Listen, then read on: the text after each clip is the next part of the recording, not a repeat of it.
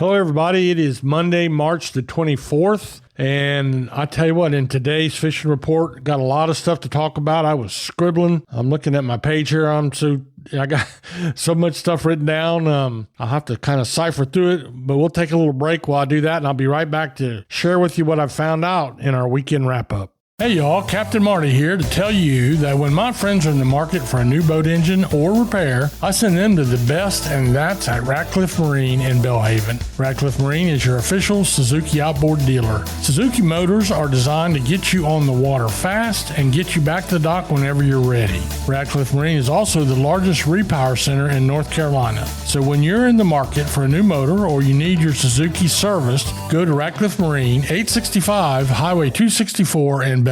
Hi, I'm LB Daniels, and when you want great local seafood, you go to Fresh Catch Seafood in Wanchese. How do I know it's great? My daddy is one of the fishermen that brings it to the docks. At Fresh Catch Seafood, you will get local seafood right from their fish house. They are a family-owned business that knows the name of every fisherman that comes to their docks. Visit their social media pages to see the latest catches. My daddy would love to put his tuna on your dinner plate, so get it now from Fresh Catch Seafood in Wanchese. You know, I'm really grateful for the people that contribute to my fishing report. These are all people that you'd be wise to look up and go fishing with if you can. Anyway, we'll start like always with the offshore fishing. Talk to Andy Pylan on the good times down Odin's Dock down in Hatteras, an old friend of mine. And all that Hatteras crew, there's a few of them down there that have been doing fairly steady fishing. Bluefin tunas are still down there, but they're getting a little more variety. So over the last couple of days, they've had 50-pound bluefins. Those are the small ones, but it's still a 50-pound tuna. And they're still allowed to keep one per day, and they release several. And then they caught there was some king mackerel starting to show up. That's also really good, a great alternative for a little variety, and you can put a bunch of them in your boat. And then that's the same to be true with the blackfin tuna, which they're also having. Hatteras is the blackfin tuna and the wahoo capital of the world, in my opinion. So a pretty good report from Andy. You know, the weather, it's been blowing and blowing and blowing, but finally the weather settled down a little bit and let them get out. Then around the corner, and that corner being Diamond Shoals, up to the Oregon Inlet Fleet, up on the point, which is not Cape Point, it's not Diamond Shoals. The point is a canyon that's 130 some degrees from Oregon Inlet, about 35 miles. It's a big old G-shaped basin that just drops off into the abyss, and those giant bluefins are there eating that bait. A lot of bait. And over the weekend, I saw several 600-pound tunas caught and released because the season for capture is closed, but they had those going on, and they also had some of the 50-pound bluefins as well. Don't really have any reports of yellowfins, although it wouldn't surprise me if I missed that, because there have been a few yellowfin tunas being caught as well. So a pretty decent day. Everything, you put all your money into the tuna basket pretty much. But like I was just saying, we're looking for the first wahoo of the year to show up, and then that will be followed by the mahi, which are the lifeblood of our fishing fleet. So that's what's going on offshore along the beaches. A lot to report. I talked to my friend Kara Eakes, owner of Red Drum Tackle in Buxton. They had a nice mix of puppy drum along the beach.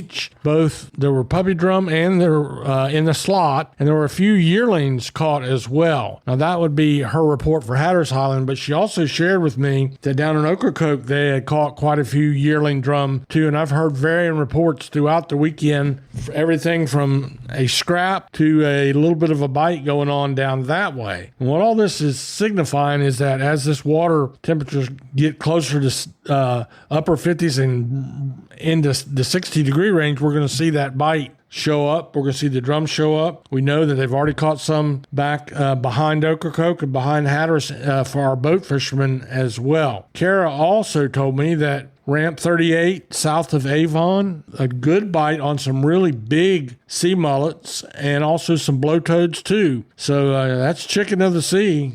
Two ways. You know, it's really a good report. And plenty of small sharks. I keep hearing that from everybody I talk to. So we do have a little bit of a drum bite. That would be red drum, puppy drum. Some people would call them channel bass or redfish. We have them in all size ranges. Well, we have them in slot and yearling, and then we have sea mullets, and we have sharks, and we have blowtoads. So it's sounding like the spring is going to be good to us so far. We'll wait and see about that. We'll take a little break, and I'll be right back to talk to you a little bit about what's going on in the backcountry, where we're also starting to see some very encouraging news. So stay tuned. I'll be right back. Wave Runner Fishing Charters provides exceptional Outer Banks fishing trips for anglers of all experience levels. Captain Brian White's love for fishing began at age 6 and soon evolved into a lifelong passion.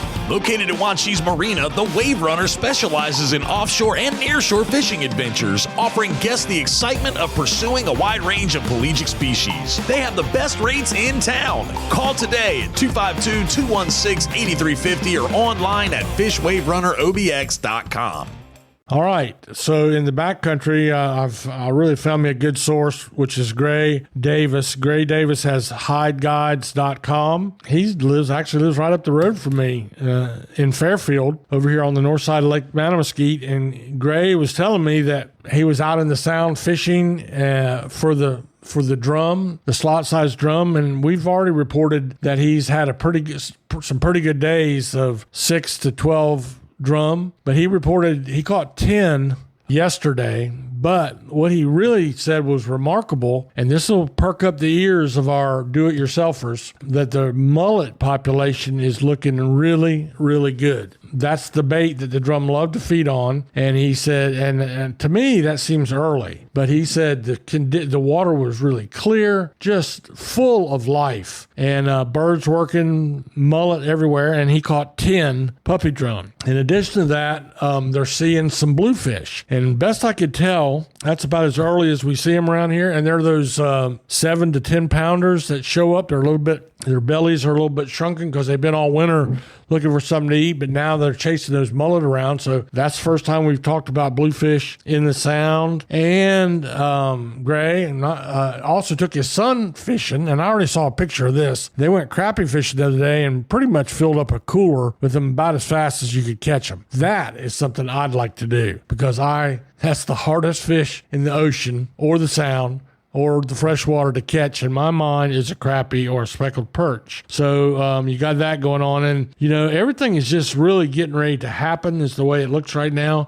We've also talked about a pretty decent bite on largemouth bass, but all of that, I want to be careful about this because a lot of people know I live in Hyde County, and we have the largest lake in North Carolina is Lake Manamesquite. That's not where the bite is that I'm aware of. The largemouth bass bite I'm talking about and have been talking about is up on the northern beaches and also over into Currituck County on some of the ponds and the lakes and some of that freshwater area up there in the Currituck Sound. So a lot of it, if I understood correctly, a lot of it is in the canals in southern shores. So just because it's a canal don't mean there ain't fish in it. Sometimes there's a whole lot of fish in it. So as you can see, a pretty good weekend wrap up for us. It seems like the temperatures have kind of moderated out. It's not really real warm. We might have a little bit of rain today, but the fish are already wet, so that's not going to hurt them. The idea right now, though, is to touch base with your local tackle shops, take advantage of the free knowledge that they offer and the best sourced bait, meaning that they work hard all summer long to have fresh mullet, fresh shrimp. All that stuff is twice as good as a frozen bait. Sometimes you may not have a choice, but when you can get fresh bait daily, that's what local tackle shops bring to the table. So that's what we have in the report for you, and I hope you have some of that same luck as you go exploring along the outer and inner banks and things start warming up. I'll be out in the garden wave when you go by, and have a blessed day.